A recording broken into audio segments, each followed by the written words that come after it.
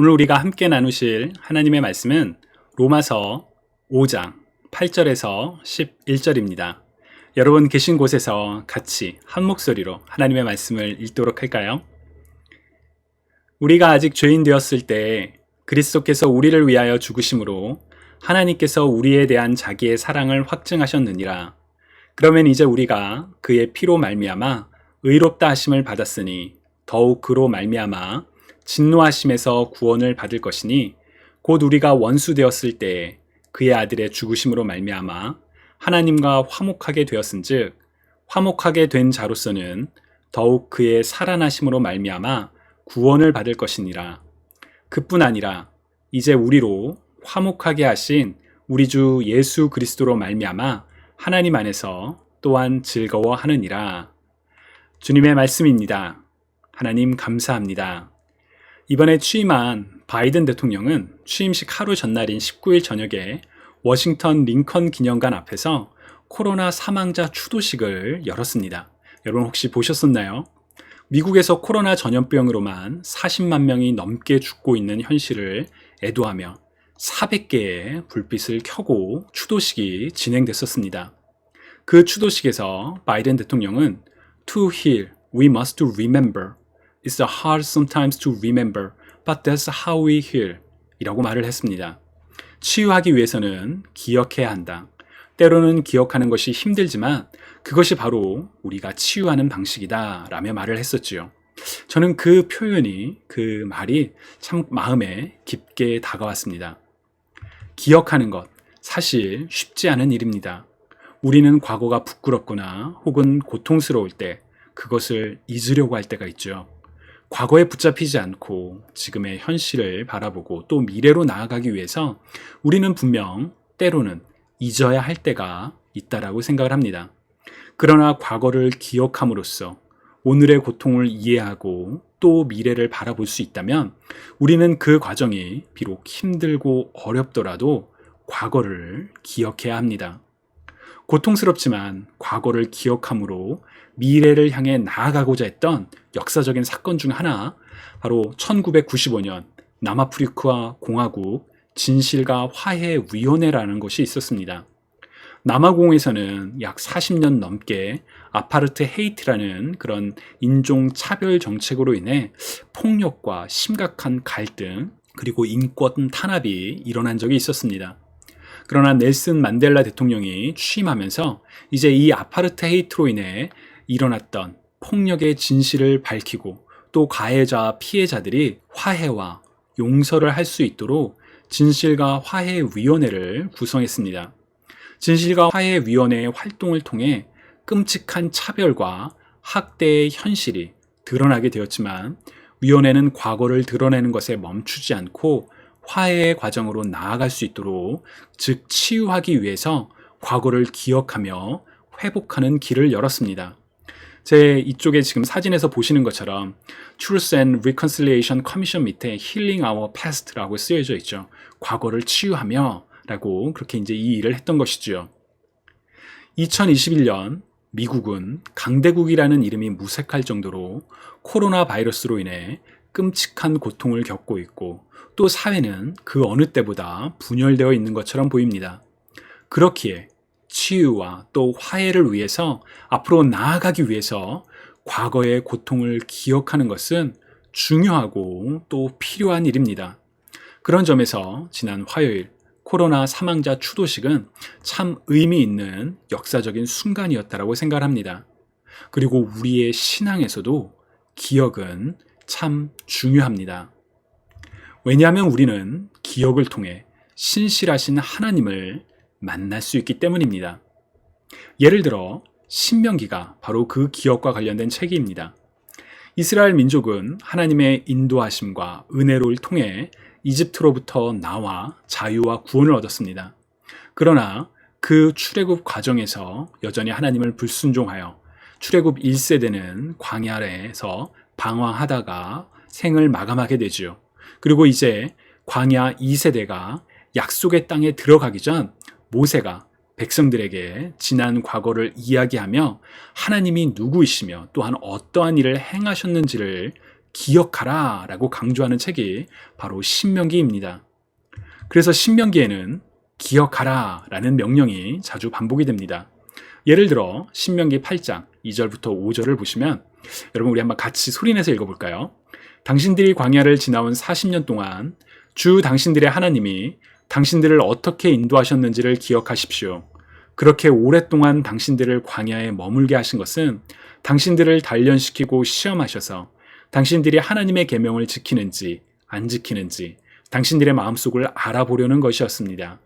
주님께서 당신들을 낮추시고 굶기시다가 당신들도 알지 못하고 당신들의 조상도 알지 못하는 만나를 먹이셨는데 이것은 사람이 먹는 것으로만 사는 것이 아니라 주님의 입에서 나오는 모든 말씀으로 산다는 것을 당신들에게 알려주시려는 것이었습니다.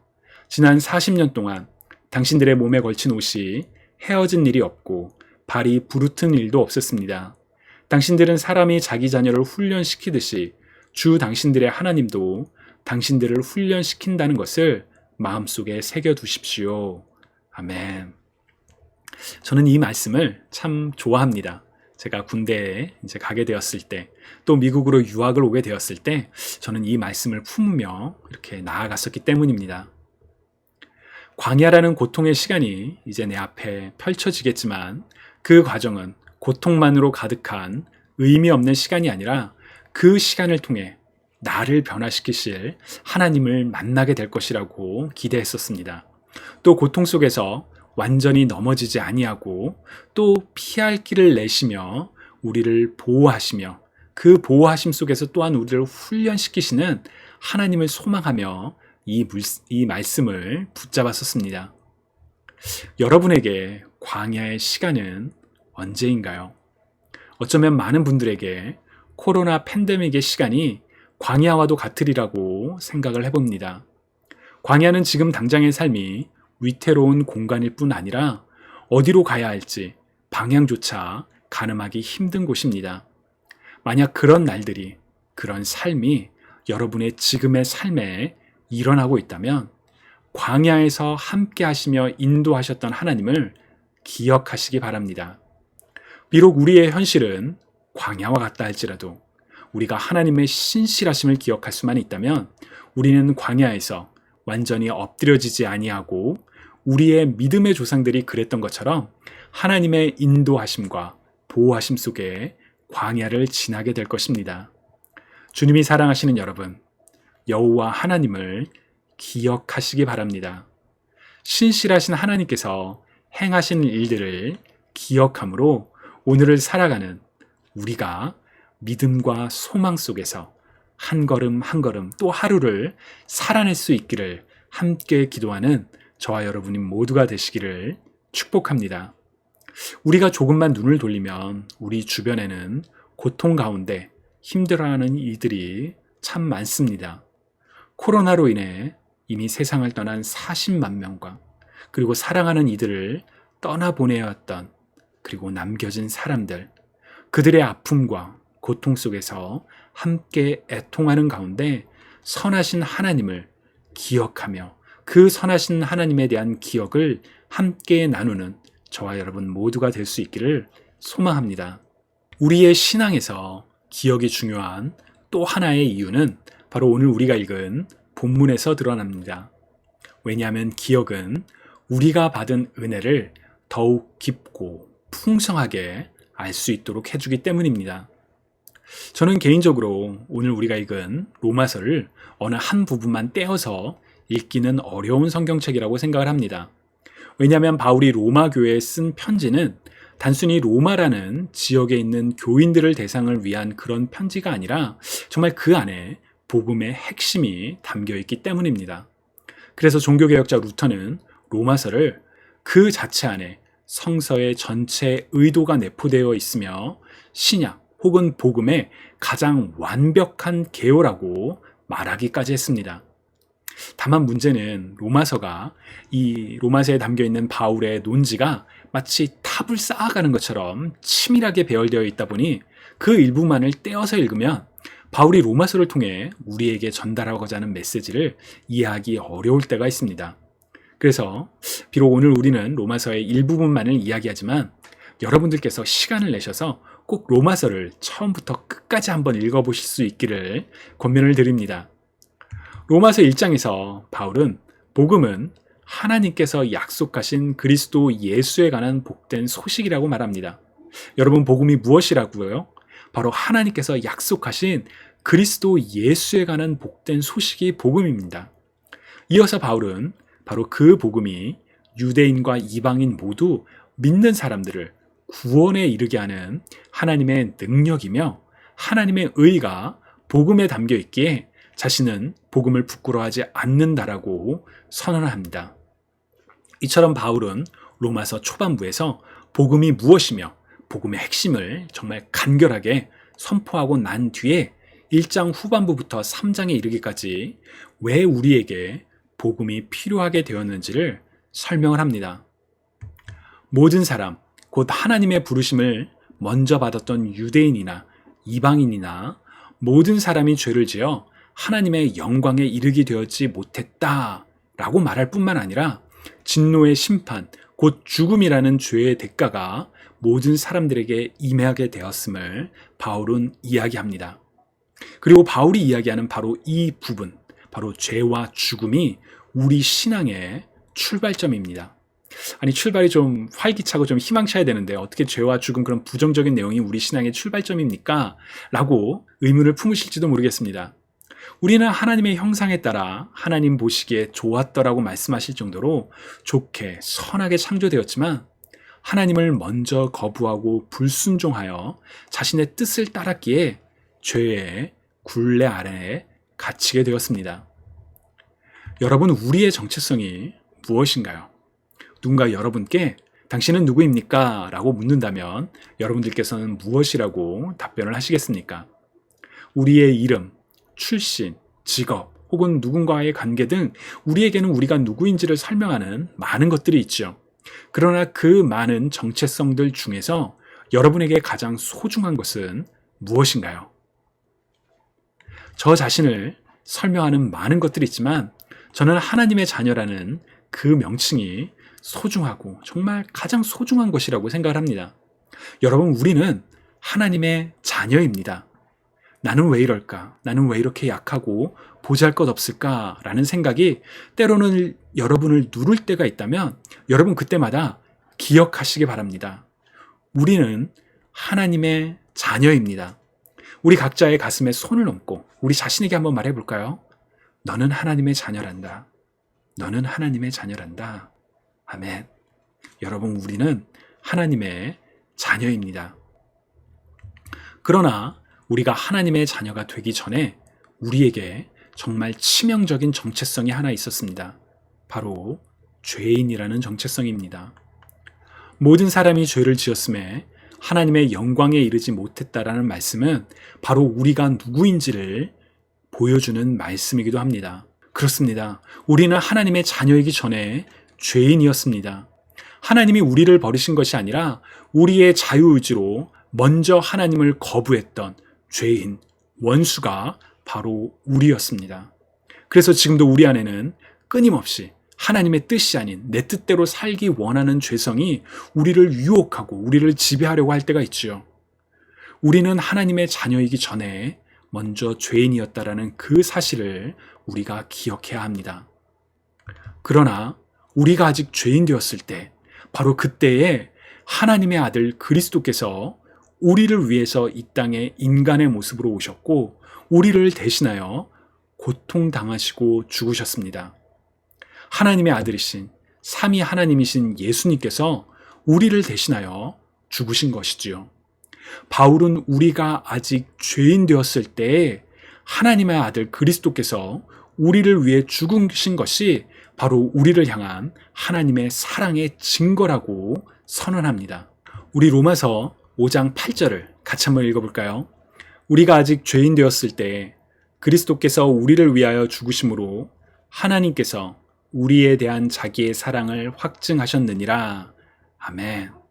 주님이 사랑하시는 여러분, 주님께서 여러분들을 사랑하신다는 것을 알고 계시나요? 주님께서 여러분들을 사랑하신다는 것을 믿으시나요? 주님께서 나를 사랑하신다면 왜 나를 이 광야에 그대로 내버려 두십니까? 주님께서 나를 사랑하신다면 왜 나의 간절한 기도에 응답하지 않으십니까? 라는 질문이 여러분의 삶을 흔들고 있다면 기억하시기 바랍니다. 우리가 아직 죄인 되었을 때에 이미 이 땅에 오셔서 우리를 대신하여 고통당하시고 죽으신 예수 그리스도를 기억하시기 바랍니다. 예수 그리스도의 죽음으로 말미암아 죄인이었던 우리가 이제는 하나님의 자녀가 되었다라는 것을 기억하시기 바랍니다. 우리가 아직 죄인 되었을 때 하나님께서 행하신 일을 기억하는 것이 바로 우리의 믿음의 기초입니다. 바울은 계속해서 설명합니다. 우리 같이 읽어볼까요? 그러므로 우리는 그리스도의 피로 말미암아 의롭다함을 얻었으므로 우리가 그리스도를 통해 하나님의 진노로부터 구원을 받을 것은 더욱 확실합니다. 우리가 하나님과 원수되었을 때도 그리스도의 죽음을 통해 하나님과 화해하게 되었다면 이렇게 하나님과 화목을 누리고 있는 사람들이 그분의 생명으로 말미암아 구원을 받게 될 것은 더욱 확실합니다. 이뿐만 아니라 우리는 이제 우리 주 예수 그리스도를 통해 하나님 안에서 즐거워합니다. 예수 그리스도로 말미암아 이제 우리는 하나님과 화해하게 되었습니다. 아멘. 우리가 죄인 되었을 때 하나님께서 행하신 일들에 대한 기억은 우리의 기쁨이요 또 우리의 소망과 확신으로 이어집니다. 우리를 대신하여 죽으신 그리스도로 말미암아 하나님과 우리의 깨어진 관계가 회복이 되었고 화해를 이루어 우리가 구원을 얻었음을 확신할 수 있기 때문입니다. 우리가 기뻐하고 감사하며 세상 가운데 자랑스럽게 선포할 수 있는 우리의 정체성, 곧 하나님의 구원을 얻은 하나님의 자녀라는 우리의 정체성이 바로 우리가 아직 죄인 되었을 때 주어졌다라는 것을 기억하시기 바랍니다. 내가 믿기에 구원을 얻게 된 것이 아닙니다. 우리가 아직 죄인 되었을 때 그리스도를 통한 하나님의 구원은 이미 이루어졌습니다. 구원은 자격 없는 자들에게 값없이 이미 주어졌습니다. 우리가 행한 일이 있다면 바로 하나님의 은혜로 말미암아 그리스도를 통해 이루어진 구원을 믿는 것뿐이었습니다. 그러나 안타깝게도 어떤 사람들은 이것을 잊어버릴 때가 있습니다. 내가 열심히 교회를 다녀서 나의 행위로 하나님께서 기뻐하시는 자녀가 되었다라고 생각합니다. 자신이 누리게 된 것을 당연히 이것은 내 것이야 라고 생각을 할 때가 있죠. 그래서 같은 논리로 누군가에게 무엇을 요구할 때가 있습니다. 오는 것이 있어야만 줄 수 있다라고 생각을 합니다. 깨어진 관계를 회복하는 일에 있어서도 먼저 사죄가 있어야만 용서할 수 있다라고 생각합니다. 그러나 하나님의 은혜는 그렇지 않았습니다. 우리가 아직 죄인 되었을 때 하나님께서는 우리를 불쌍히 여기사 우리를 사랑하사 그리스도를 보내셨습니다. 그래서 우리를 향한 하나님의 사랑을 우리가 죄인 되었을 때에 확증하셨지요. 먼저 구원을 선포하신 하나님의 사랑이 바로 우리에게, 자격 없는 우리에게 값없이 주어졌음을 기억하시기 바랍니다.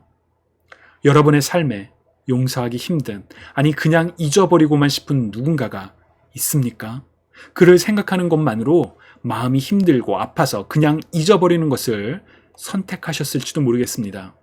누군가의 고통을 우리는 판단할 수도 없고, 아니 판단해서도 안 된다라고 생각합니다. 다만 우리가 아직 죄인 되었을 때에 우리를 먼저 용서하신 하나님, 먼저 사랑으로 품으신 하나님을 기억하실 수 있기를 축복합니다.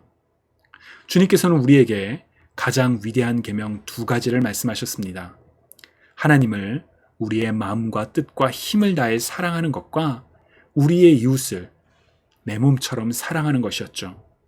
용서하기 힘든 누군가로부터 받은 고통을 그대로 하나님께 아뢰시기 바랍니다. 내 이성으로는, 내 감정으로는 그를 용서할 수도 없고, 아니 다시 기억하고 싶지도 않지만 내가 아직 죄인 되었을 때 나를 먼저 용서하시고 사랑하셨던 하나님을 기억하며 나 역시 하나님의 뜻을 따라 하나님의 자녀로서 그를 용서하고 품을 수 있게 해달라고 기도하시기 바랍니다. 성령님께서 여러분을, 그 누구보다 여러분을 잘 알고 계시는 성령님께서 여러분들의 삶 가운데 응답하실 것입니다. 주님이 사랑하시는 여러분, 기억하는 것은 쉽지가 않습니다. 그러나 우리는 기억을 통해 세상 가운데 아픔을 치유할 수 있으며 기억을 통해 하나님을 더욱 깊이 만날 수가 있습니다. 무엇보다 신실하신 하나님을 기억하시기 바랍니다. 그리고 우리가 아직 죄인 되었을 때에 우리를 먼저 사랑하신 하나님을 따라 세상 속에서 우리의 이웃에게 먼저 사랑으로 다가가 그리스도의 사랑을 증거하는, 하나님을 증거하는 저와 여러분 모두가 되시기를 주님의 이름으로 간절히 축원합니다. 여러분, 이 시간 우리 함께 기도드릴까요? 사랑의 하나님, 이 시간 하나님의 사랑을 기억하기 원합니다. 우리가 아직 죄인 되었을 때에 우리에게 먼저 다가오셨던 하나님, 우리를 사랑하사 우리를 용서하시기 위해, 우리를 구원하시기 위해 예수 그리스도를 이 땅에 먼저 보내셨던 하나님, 하나님의 사랑을 기억하며 하나님의 은혜와 사랑 안에 거하기를 간절히 소망합니다.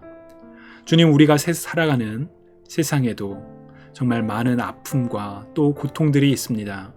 주님, 그런 아픔과 고통 속에서 우리가 하나님을 먼저 기억하며 먼저 다가오셨던 하나님을 따라 세상 가운데 먼저 다가가 하나님의 사랑을 나누는 우리가 될 수 있도록 주님, 우리를 인도하여 주옵소서. 감사드리며 살아계신 예수 그리스도의 이름으로 기도드립니다. 아멘.